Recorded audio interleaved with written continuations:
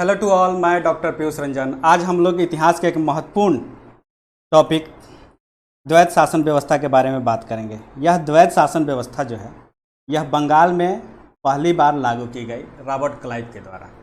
हम जानते हैं कि 1764 में 22 अक्टूबर 1764 को बक्सर की लड़ाई हुई और बक्सर की लड़ाई के बाद यह बक्सर की लड़ाई अवध के नवाब मीर कासिम और मुगल शासक की संयुक्त सेना का ब्रिटिशर्स के साथ युद्ध हुआ, जिसमें ईस्ट इंडिया कंपनी यानी अंग्रेज विजयी रहे और उसी जीत के बाद एक संधि हुई इन दोनों पक्षों के बीच, जिसका नाम था इलाहाबाद की संधि। और यह संधि 12 अगस्त 1765 को हुई थी।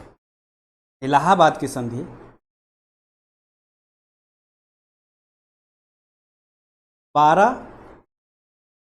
1765 को 12 अगस्त 1765 को हुई थी और इसी संधि के तहत अंग्रेजों को बंगाल, बिहार और उड़ीसा की दीवानी प्राप्त हो गई। आगे चल के नवाब, जो बंगाल के नवाब थे उस समय, नजमुद्दौला, मीर जाफर के मरने के बाद 1765 में उसका बेटा नजमुद्दौला नवाब बना। इसी के साथ रॉबर्ट क्लाइव ने एक संधि की और इसी संधि के तहत वहाँ द्वैत शासन व्यवस्था लागू की। यह द्वैत शासन व्यवस्था या इसको डायरकी भी बोलते हैं, जिसके जन्मदाता लियो कॉटिस थे। इन्होंने पहली बार इस तरह के शासन व्यवस्था के बारे में चर्चा की थी। इसी शासन व्यवस्था को रॉबर्ट क्लाइव ने बंगाल के नवाब के साथ संधि करके इस व्यवस्था को बंगाल में 1765 में लागू किया। ठीक है, इस व्यवस्था के तहत अंग्रेजों को बंगाल, बिहार, उड़ीसा की दीवानी और निजामत यानी सूबेदारी दोनों प्राप्त हो गई। दीवान और सूबेदार का जो एक कंसेप्ट है प्रांतों में, यह मुगल टाइम के प्रशासन में भी हमको देखने को मिला। उस समय ये दो प्रमुख अधिकारी हुआ करते थे प्रांतीय शासन में। ठीक है, दीवान से अभिप्राय यह था कि जो भूमि का कर वसूलता था, जो लैंड रेवेन्यू वसूलता था और लैंड से जुड़ी हुई जितने भी दीवानी मुकदमे होते थे उसका निर्णय करता था। यह दीवान का मुख्य काम था। और जो सूबेदार या निजामत का काम था, या सूबेदारी या निजामत से जो अभिप्राय है उसका मतलब यह था कि जो आंतरिक सुरक्षा, शांति, लॉ एंड ऑर्डर, न्याय व्यवस्था और फौजदारी मुकदमों को देखता था या निर्णय करता था, यह सूबेदारों के अंतर्गत, उसके जुरिडिक्शन या पावर के अंतर्गत आता था। इसी को निजामत भी कहा जाता था। ठीक है, यही व्यवस्था जो है मुगलों के टाइम भी से चली आ रही थी। कंपनी दीवानी और निजामत के कार्यों का निष्पादन अपने भारतीय अधिकारियों के माध्यम से करती थी। ठीक है, दीवानी कार्य के लिए कंपनी ने बंगाल में रजा खां को, बिहार में सिताब राय को और उड़ीसा में राय दुर्लभ को दीवान नियुक्त किया था। ठीक है, यानी जो दीवानी और निजामत का कंसेप्ट था जो मुगल टाइम से आ रहा था, उसको अंग्रेजों ने सीधे अपने हाथ में नहीं लिया, बल्कि ये भारतीय अधिकारियों के माध्यम से उसको चला रहे थे। हाँ, कंट्रोल इन्हीं का था। ठीक है, दीवानी के कार्य के लिए हमने जैसे कि बताया, फिर से सुने कि बंगाल में रजा खां को, बिहार में सिताब राय को और उड़ीसा में राय दुर्लभ को दीवान नियुक्त किया गया था। इस जो 1765 में संधि हुई, ये सब उसी के तहत हुआ। इसमें क्या हुआ, बंगाल की सेना को भंग कर दिया गया ताकि जो बंगाल का नवाब हो वो ब्रिटिश या ईस्ट इंडिया कंपनी पे पूरी तरह से सुरक्षा के लिए निर्भर हो जाए, यानी वो किसी तरह का विद्रोह ना करे और पूरी की पूरी उसकी जो स्मारक शक्ति हो वो ब्रिटिश ईस्ट इंडिया कंपनी के ऊपर निर्भर हो जाए, ताकि वो किसी तरह का विद्रोह ना कर सके, किसी तरह की मनमानी ना कर सके। ठीक है, और बंगाल का जो नवाब था इसी के तहत पूर्ण रूप से ब्रिटिश के अधीन चला गया और यही जो है द्वैत शासन व्यवस्था की पृष्ठभूमि तैयार कर रही थी। ठीक है, तो हमने ये भी देख लिया कि मुगलों के टाइम में प्रांत को कैसे संभाला जाता था, दीवान और सूबेदार का काम क्या था, फिर इस संधि के तहत क्या क्या हुआ। ठीक है, अब इससे क्या हुआ कि ब्रिटिश कंपनी जो थी वो बंगाल की वास्तविक शासक बन गए। ये रियल पावर इन्हीं के हाथ में आ गया, ईस्ट इंडिया कंपनी के हाथ में। ठीक है, 1765 की संधि के बाद।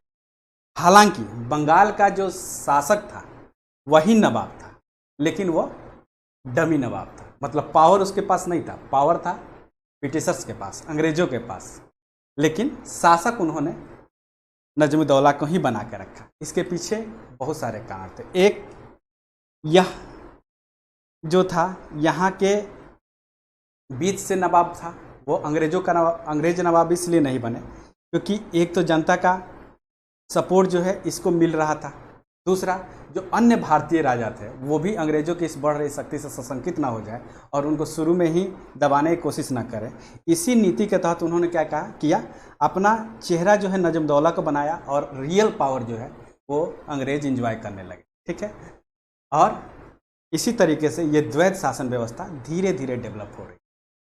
अब प्रशासन का उत्तरदायित्व भी नवाब के हाथों में दे दिया गया, किंतु नवाब के समस्त जो अधिकार थे वो छीन लिए गए, यानी जो अधिकार थे वो अंग्रेजों के पास आ गए और जो उत्तरदायित्व था वो नवाब के पास था। मतलब कि जितने भी पावर थे वो अंग्रेज एंजॉय कर रहे थे, जितने भी रिस्पॉन्सिबिलिटी थी, जितने भी उत्तरदायित्व था वो नवाब के पास था। ठीक है, तो यही इस द्वैत शासन व्यवस्था का कंसेप्ट था, यही ये नीति थी अंग्रेजों की, जिसमें कि नवाब को चेहरा बना के रखो, अपना असली पावर अपने पास रखो और उसको नवाब को केवल रिस्पॉन्सिबिलिटी दो, उत्तरदायित्व दो, और पावर जो है, राइट जो है वो ब्रिटिशर्स खुद रख रहे थे। मतलब क्या था कि नवाब के अधिकार छीन लिए गए, केवल उनको उत्तरदायित्व दे दो। ठीक है, वह नवाब जो था अब वो स्वतंत्र शासक नहीं था, वह कंपनी की अनुकंपा पे और वार्षिक अनुदान पे यानी एनुअल ग्रांट पे अब निर्भर हो गया और उसकी सेना पहले ही भंग कर दी जा चुकी थी। तो इससे क्या हुआ, वो किसी तरह का विरोध नहीं कर सकता था, किसी तरह का विद्रोह नहीं कर सकता था और किसी भी बात, अंग्रेजों की किसी भी बात को वो नकार नहीं सकता। बंगाल में लॉर्ड क्लाइव द्वारा इस लागू किए गए शासन व्यवस्था को ही द्वैत शासन व्यवस्था कहा गया। मतलब इस द्वैत शासन व्यवस्था में क्या क्या किया गया ये आपने देख लिया कि जिसको उत्तरदायित्व दिया गया उसको अधिकार नहीं दिया गया, यानी नवाब को उत्तरदायित्व दिया गया कि आप सारे उत्तरदायित्व निभाइए लेकिन आपके पास राइट नहीं है, राइट हमारे पास होगा। यही द्वैत शासन व्यवस्था का मूल सार था। ठीक है, अब द्वैत शासन व्यवस्था स्थापित होने के पीछे क्या कारण थे ये देख लेते।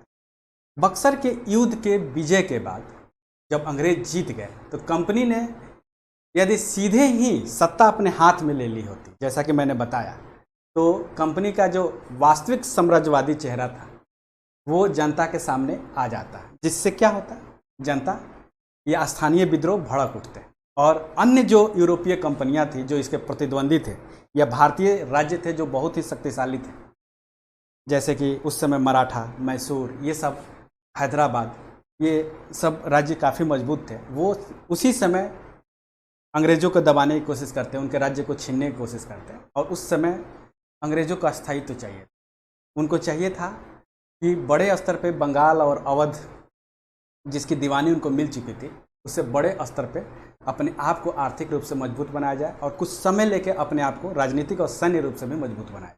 इसके लिए ज़रूरी था कि शुरू में अपना चेहरा न दिखाया जाए, अपना वास्तविक साम्राज्यवादी चेहरा न दिखाया जाए। इसीलिए कंपनी ने क्या किया, शुरू में नवाब को, नजमुद्दौला को ही नवाब बनाए रखा। ठीक है, और अपना वास्तविक साम्राज्यवादी चेहरा छुपाए रखा। यह द्वैत शासन व्यवस्था स्थापित करने का एक महत्वपूर्ण कारण था।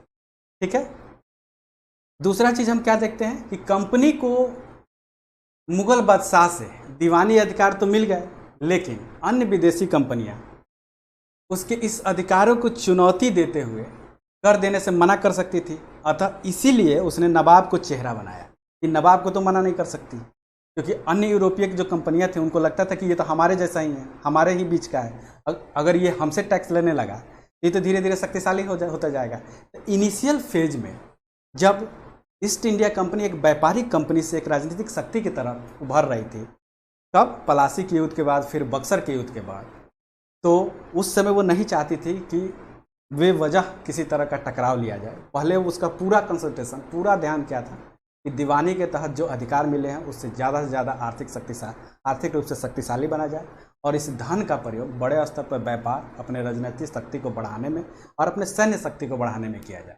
इसीलिए शुरुआती चरण में उसने क्या किया, नजमुद्दौला को ही बंगाल का नवाब बनाए रखा, जिसके पास केवल और केवल उत्तराधिकार थे, राइट नहीं थे। राइट जितने भी थे, अधिकार जितने भी थे, अंग्रेजों के। ठीक है, तीसरा कारण द्वैध शासन व्यवस्था को बनाए रखने का क्या था कि कंपनी के पास उस समय इतना पर्याप्त संख्या बल नहीं था सैनिकों का कि वह कंपनी के कार्यों के साथ साथ बंगाल के प्रशासनिक व्यवस्था को भी देख सके या संभाल सके। ठीक है, साथ ही कंपनी के पास जो कर्मचारी या जो ऑफिसर्स थे वे भी स्थानीय कस्टम या रीति रिवाज परंपरा से अनभिज्ञ थे, वो उसकी जानकारी नहीं रखते थे। इसीलिए उसको दीवानी अधिकार मिल जाने के बाद गांव गांव प्रत्येक स्तर से उसको टैक्स या लैंड रेवेन्यू कलेक्ट करना था। उसके पास इतना बड़ा कर्मचारी वर्ग या अधिकारी वर्ग नहीं था।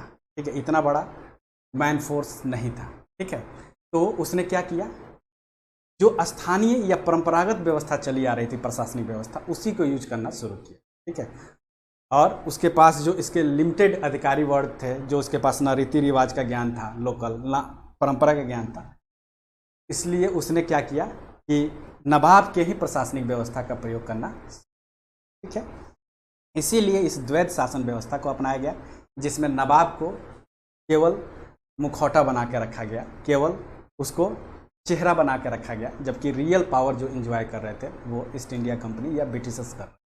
बोर्ड ऑफ डायरेक्टर उस समय प्रादेशिक नियंत्रण करने की अपेक्षा अधिक से अधिक आर्थिक लाभ कमाने की आकांक्षा रख रहे थे। ठीक है, और सीधे प्रशासनिक दायित्व लेने के बजाय आर्थिक लाभ को फोकस करने के लिए ही उन्होंने द्वैध शासन व्यवस्था को अपनाया। ठीक है, और अगर वो ज़्यादा से ज़्यादा प्रशासनिक व्यवस्था या रिस्पॉन्सिबिलिटी निभाने लगते तो उनके इस रिस्पॉन्सिबिलिटी निभाने में बहुत सारे खर्चे आते, बहुत सारे इकोनॉमिक खर्चे होते और उनके लाभ के जो मात्रा है उसमें कमी आ जाती, क्वांटिटी में कमी आ जाती। इसीलिए उन्होंने जो एडमिनिस्ट्रेटिव रिस्पॉन्सिबिलिटी थी वो नवाब को दे दी और केवल दीवानी लाभ को बनाए रखा। ठीक है, इसके अलावा राजनीतिक सत्ता प्राप्त करने पर उन्हें इंग्लैंड की संसद के हस्तक्षेप का भी भय था, इसीलिए उन्होंने क्या किया, नवाब को चेहरा बनाया। और यही कारण था कि बंगाल में पहली बार जब ये वास्तविक रूप से शासक महत्वपूर्ण शक्ति बने, शक्तिशाली शक्ति बने, जब इनके कंट्रोल में आ गया, तो इन्होंने सीधे सीधे सत्ता हस्तांतरित करने के बजाय वहाँ के नवाब को ही नवाब बनाए रखा और रियल पावर को एंजॉय करते। ये सारे महत्वपूर्ण कारण थे जिसके पीछे यही था कि द्वैध शासन व्यवस्था को लागू करने के पीछे अंग्रेजों की नीति क्या थी। अब द्वैध शासन व्यवस्था से ब्रिटिश कंपनी को बहुत सारे लाभ भी हुए। अब देखिए, ये रजा खां को उन्होंने उपनजीम का पद भी, दीवान के साथ साथ उन्होंने जो 1765 में नजमुद्दौला से समझौता किया था, तो उसमें उसने नजीम का पद भी ब्रिटिशर्स को देने की संधि की थी, और वही नजीम का पद उन्होंने रजा खां को दे दिया, जो दीवान के तरह काम करने लगा अंग्रेजों की तरफ से। यानी अंग्रेजों के लिए यह लैंड रेवेन्यू या भू राजस्व वसूल करता था। ठीक है, दीवानी मुकदमों को भी देखता था। अंग्रेजों का मुख्य उद्देश्य केवल आर्थिक धन बनाना था, आर्थिक रूप से मजबूत होना था और अपने आप को उस धन के माध्यम से एस्टेब्लिश करना था, राजनीतिक रूप से, सैनिक रूप से। ठीक है, अब इस द्वैध शासन व्यवस्था का जो लाभ था उसको देख लेते हैं कि इसके पीछे लाभ क्या था।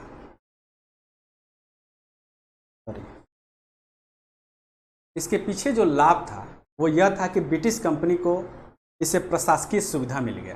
पहला कि बंगाल में जिस समय द्वैध शासन स्थापित किया गया, उस समय की परिस्थिति के अनुसार वह बहुत ही उचित था। ठीक है, ब्रिटिश कंपनी को इससे प्रशासकीय सुविधा मिल गई, यानी जो पहले से वेल एस्टेब्लिश्ड जो एडमिनिस्ट्रेटिव मशीनरी थी, जो एक प्रशासनिक व्यवस्था स्थापित थी नवाब के समय से, वो सीधे सीधे अंग्रेजों को मिल गई। उसको अलग से अपने अधिकारी या कर्मचारी स्थापित करके उनको वो सारा सिस्टम डेवलप करने की ज़रूरत नहीं पड़ी जिससे कि वो लैंड रेवेन्यू वसूल सके, बल्कि वो पहले से ऑलरेडी डेवलप्ड थी। बस उसका यूज उन्होंने अपने पक्ष में, अपने हिसाब से, अपने लाभ के लिए। ठीक है, तो इससे क्या हुआ, अंग्रेजों को द्वैध शासन व्यवस्था अपना लेने से क्या हुआ कि उनको प्रशासनिक लाभ जो है, जो पहले से एस्टैब्लिश थी, उसका लाभ उनको मिलने लगा। ब्रिटिश कंपनी को इससे प्रशासकीय सुविधा मिली और द्वैध शासन से कंपनी का जो प्रशासकीय कार्यभार था, वर्कलोड था, जो एडमिनिस्ट्रेटिव वर्कलोड था, वो बहुत ही कम हो गया और उनका बंगाल पे हमेशा पूर्ण नियंत्रण बना रहा। दूसरा, वे बाहरी संघर्ष से बच सके। ठीक है, ब्रिटिश कंपनी यदि बंगाल के नवाब को हटा के स्वयं शासन करती तो यूरोपीय शक्ति या यूरोपीय कंपनी या भारतीय शासक उसका विरोध करते और इनिशियल स्टेज में ही उसे बहुत सारे युद्ध का सामना करना पड़ता, जिससे एक तो उसकी सैन्य क्षमता भी प्रभावित होती नकारात्मक रूप से, दूसरा उसके आर्थिक विकास पर भी नकारात्मक प्रभाव पड़ा। इन सबसे बचने के लिए जो उन्होंने द्वैत शासन व्यवस्था अपनाई उससे कंपनी को लाभ ही हुआ। तीसरा, आर्थिक लाभ की बात करें तो कंपनी जो थी वो स्वयं प्रशासन चलाती, तो उसे नवाब जो नए अधिकारी थे, जो नए कर्मचारी थे, उन्हें वेतन पे रखने पड़ते। इससे आर्थिक भार बढ़ता, जो मैंने अभी बताया। उससे क्या होता कि उससे प्रशासन चलाए जाने या उस पर जो प्रतिवर्ष खर्च होते उससे क्या होता, जो उनके लाभ का धन था वो दिन पर दिन घटता। आर्थिक बचत उस स्तर का नहीं हो पाता जितना द्वैत शासन व्यवस्था स्थापित करने के बाद। इसीलिए इस द्वैत शासन व्यवस्था से, डायरकी से ब्रिटिश कंपनी को बहुत ज़्यादा लाभ पहुंचा, लेकिन कुछ नकारात्मक प्रभाव भी पड़े, उसको भी देख लेते हैं कि द्वैत शासन व्यवस्था का बंगाल पे प्रभाव अलग अलग क्या पड़ा। एक, हमने क्या देखा कि जो द्वैत शासन व्यवस्था थी वो गंभीर दोष से भरी हुई थी। क्या? उसका सबसे पहला मैंने कारण बताया कि जिसके पास रिस्पॉन्सिबिलिटी थी, जिसके पास उत्तरदायित्व था, यानी नवाब के पास उत्तरदायित्व था, उसके पास रिस्पॉन्सिबिलिटी था, लेकिन उसके पास राइट नहीं थे। राइट किसके पास थे? ब्रिटिश कंपनी के पास थे। और अधिकार जिसके पास था, जिसके पास राइट था, उसके पास रिस्पॉन्सिबिलिटी नहीं। यह सबसे बड़ा ड्रॉबैक था इस व्यवस्था का। बंगाल, बिहार, उड़ीसा की समस्त भूमि का जो कर था वो नवाब के भारतीय अधिकारियों के द्वारा वसूल कर कंपनी को सौंप दी जाती थी, जबकि कंपनी पर प्रशासन का कोई उत्तरदायित्व नहीं था। ठीक है, प्रशासन व्यवस्था नवाब के अधिकारी ही करते थे, किंतु इन व्यवस्थाओं के लिए उनके पास कोई फंड नहीं था, कोई धन नहीं था। इस प्रकार द्वैत शासन में सत्ता, उत्तराधिकार और धन कंपनी के पास थे और समस्त उत्तरदायित्व या रिस्पॉन्सिबिलिटी जो था वो नवाब के पास था। ये इस व्यवस्था का सबसे बड़ा ड्रॉबैक था। ठीक है, यह सबसे बड़ा ड्रॉबैक था। इसी कारण से ब्रिटिश हाउस ऑफ कॉमन्स में, माने ब्रिटेन के पार्लियामेंट में 1858 में उसके एक सदस्य ने, जिनका नाम था सर जॉर्ज कॉर्नवाल, ने कहा था कि मैं निश्चय पूर्वक यह कह सकता हूँ कि 1765 से 1784 तक ईस्ट इंडिया कंपनी की सरकार से अधिक झूठी और बुरी सरकार संसार में किसी भी सभ्य देश में नहीं हो सकती। यानी यह जो व्यवस्था अपनाई गई प्रशासन का या सरकार को चलाने का, यह सबसे झूठा और सबसे बुरा सरकार का एक स्वरूप था। इसमें केवल अंग्रेजों ने आर्थिक लाभ ही कमाए और इसका सबसे बड़ा दुष्परिणाम भारतीय समाज, इसके इकोनॉमी, इसके कृषक वर्ग और इसके प्रशासन पे पड़ा, इसके न्याय सिस्टम पे पड़ा और ये सारे नकारात्मक प्रभाव। ठीक है, इसीलिए यह ब्रिटिश हाउस ऑफ कॉमन्स के जो सदस्य हैं सर जॉर्ज कॉर्नवाल, इन्होंने इस व्यवस्था के बारे में 1858 में वहाँ के संसद में यह वक्तव्य दिया था। बंगाल का जो राजकोष था और जो सेना थी वो कंपनी के अधिकार में थे, जिसका उन्होंने पूरा रणनीतिक फायदा उठाया, किंतु प्रशासन की ओर कंपनी ने जरा भी ध्यान नहीं दिया। इससे क्या हुआ? शांति और न्याय व्यवस्था पूरी तरह से बिगड़ गई और कंपनी के पास धन, सत्ता, अधिकार थे, किंतु जनता के प्रति उन्हें सहानुभूति नहीं थी। इसका परिणाम क्या हुआ? राज्य में एक अराजकता का वातावरण तैयार हो गया। ठीक है, और इसी कारण से सरदार केएम पाणिकर ने 1765 से 1772, ये द्वैत शासन व्यवस्था 1765 से 1772 तक चली। जब वारेन हेस्टिंग आया तो 1772 में उसने द्वैत शासन व्यवस्था को समाप्त कर दिया।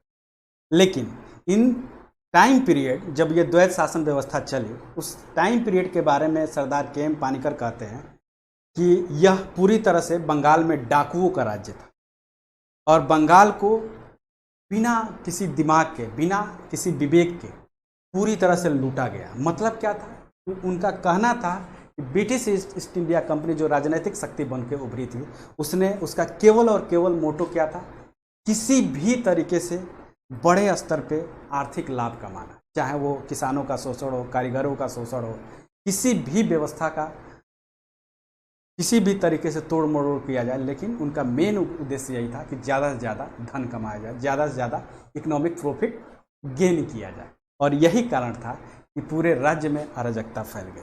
तो के.एम. पार्कर ने इसको क्या कहा था, डाकुओं का राज्य कहा था।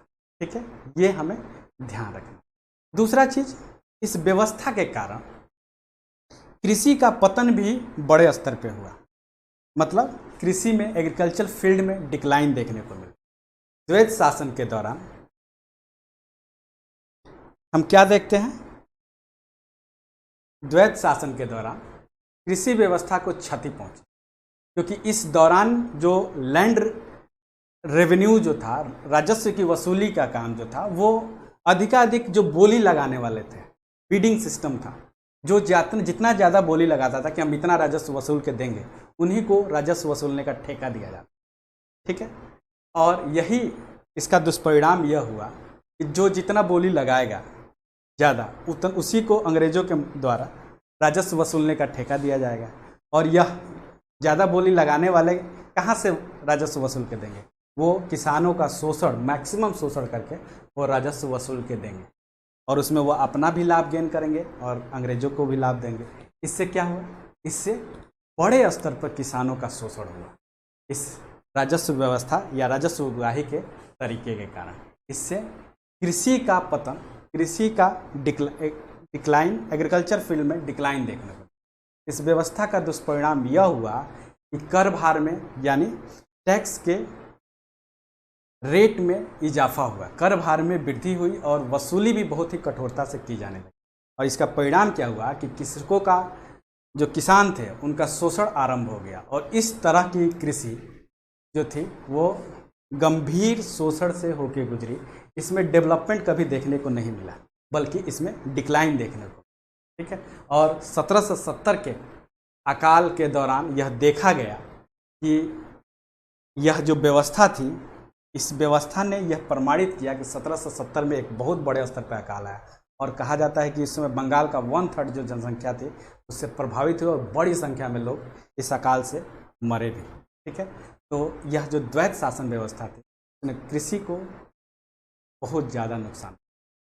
अगर उद्योग धंधों की बात करें तो उद्योग धंधों पे भी इसका व्यापक प्रभाव पड़ा, व्यापार पे, वाणिज्य पे, इसमें भी डिक्लाइन देखने को मिलता है। ठीक है, कंपनी को जो कर मुक्त व्यापार की व्यवस्था दी गई थी 1717 में फारुखसियर के द्वारा, इससे कंपनी का बंगाल के व्यापार पर एक अधिकार हो गया था। और जो बंगाल के द्वैत शासन की स्थापना के बाद और भी ज़्यादा बढ़ गया, मतलब ये राजनीतिक रूप से और भी शक्तिशाली हो गए। और जो इनको 1770 में एक अधिकार दिया गया था कर मुक्त व्यापार का फारुखसियर के द्वारा, वो और भी ज़्यादा बढ़ गया। और इसका दुरुपयोग कंपनी ने बड़े स्तर पे किया, इसके अधिकारियों ने बड़े स्तर पे। इन्होंने स्थानीय व्यापारियों से भी इसमें टैक्स वसूले, अपने इस जो कर मुक्त व्यापार का जो फायदा था वो उसने उठाया। ठीक है, और इससे क्या हुआ, जो यहाँ के लोकल व्यापारी थे वो, उनको बड़े स्तर पर नुकसान। और इससे क्या हुआ, जो स्थानीय व्यापारी वर्ग था उसमें भी डिक्लाइन देखने को मिलता है। उन व्यापारियों की स्थिति भी बद से बदतर होती। कंपनी ने इंग्लैंड के कपड़ा उद्योग को प्रोत्साहित करने के लिए बंगाल के कपड़ा उद्योग को क्या किया, हतोत्साहित करना शुरू किया। इसलिए क्योंकि यहाँ का कपड़ा उद्योग अगर डिक्लाइन करेगा, ख़त्म होगा, तभी तो वहाँ के बने हुए कपड़े यहाँ के मार्केट में लाकर बेच सकेंगे और ज़्यादा से ज़्यादा मुनाफा कमा सकेंगे। इसलिए उन्होंने सबसे बड़ी पहली पॉलिसी क्या अपनाई कि उन्होंने इंडिया के कपड़ा उद्योग को हतोत्साहित करना शुरू कर दिया। और बंगाल में कच्चे रेशम के उत्पादन को तो समर्थन दिया गया, लेकिन बुनकरों को कम दाम पे कंपनी के साथ काम करने के लिए बाध्य किया गया। यानी उनका भी शोषण बड़े स्तर पे, बुनकरों का शोषण भी बड़े स्तर पे किया जाने लगा। ठीक है, इसके अलावा व्यापार में एक अधिकार बढ़ने से भारतीय उत्पादकों और शिल्पकारों के लिए भी कार्य करना अब फायदेमंद नहीं रहा, लाभप्रद नहीं रहा। अतः वे अब क्या हुआ, उत्पादन प्रक्रिया से जो थे वो अब दूर भागने लगे और अब वो कृषि मजदूरी की तरफ जाने लगे, क्योंकि जो शिल्पकारी करते थे, जो बुनकरी करते थे, उसमें अब लाभ नहीं रहा। उन्होंने, अंग्रेजों ने अपने राजनीतिक पावर का उपयोग करके उनका मैक्सिमम शोषण करने का प्रयास किया, कम लाभ पे उनसे काम कराने शुरू किया, जिससे धीरे धीरे उनकी स्थिति खराब होती गई और उन्होंने उत्पादन के काम से वो दूर भागने लगे और ज़्यादातर उसमें से कृषक मजदूर बन गए। और इससे क्या हुआ, कृषि पे और बोझ बढ़ ही गया। जो कृषि का डिक्लाइन हो रहा था वो और भी ज़्यादा तेज हो गया। ठीक है, इस द्वैध शासन की आलोचना करते हुए एक ब्रिटिश इतिहासकार है जिनका नाम है पर्सिवल स्पीयर। इस पर्सिवल स्पीयर ने कहा कि यह जो द्वैध शासन व्यवस्था के दौरान जो अंग्रेजों ने, ब्रिटिश ईस्ट इंडिया कंपनी ने जो शोषण किया, वो शोषण के बारे में उन्होंने कहा कि यह एक खुली और निर्लजतापूर्वक लूट का युग था। मतलब इस द्वैध शासन व्यवस्था, डायरकी व्यवस्था के दौरान जो नीति अंग्रेजी शासन के द्वारा अपनाई गई, यह नीति बहुत ही शोषणकारी थी। और इसके बारे में पर्सिवल स्पीयर ने क्या कहा कि यह खुली और निर्लजतापूर्ण लूटपाट का युग है। ठीक है, जिसको 1772 में वारेन हेस्टिंग ने इस द्वैध शासन व्यवस्था को ख़त्म कर दिया और तब जाके यह व्यवस्था खत्म हुई। लेकिन यह 5-6-7 वर्षों में इसने बड़े स्तर पे भारतीय इकोनॉमी को, भारतीय समाज को और भारतीय राजनीति को प्रभावित किया और ज़्यादा से ज़्यादा नकारात्मक रूप से प्रभावित किया। इसके दौरान हम क्या देखते हैं, अकाल भी देखते हैं, अकाल भी आता है, कृषि में डिक्लाइन भी देखते हैं, दस्तकारों, बुनकारों, शिल्पकारों का बड़े स्तर पे अपने काम छोड़ के भागना देखते हैं, क्योंकि उनके लाभ जो है वो ख़त्म हो गए थे ब्रिटिश नीति के कारण। वो अब कृषक मजदूर बनते चले गए थे और से कृषि पर भी बोझ बढ़ा और कृषि में भी डिक्लाइन देखने को मिला। तो आज का यही टॉपिक था जिसको हमने देखा। अगर इस टॉपिक से जुड़ा हुआ कुछ भी प्रश्न है तो आप पूछ सकते हैं। अगर ये वीडियो आपको पसंद आए तो लाइक करिए, सब्सक्राइब करिए और शेयर ज़रूर करिए। Thank you so much.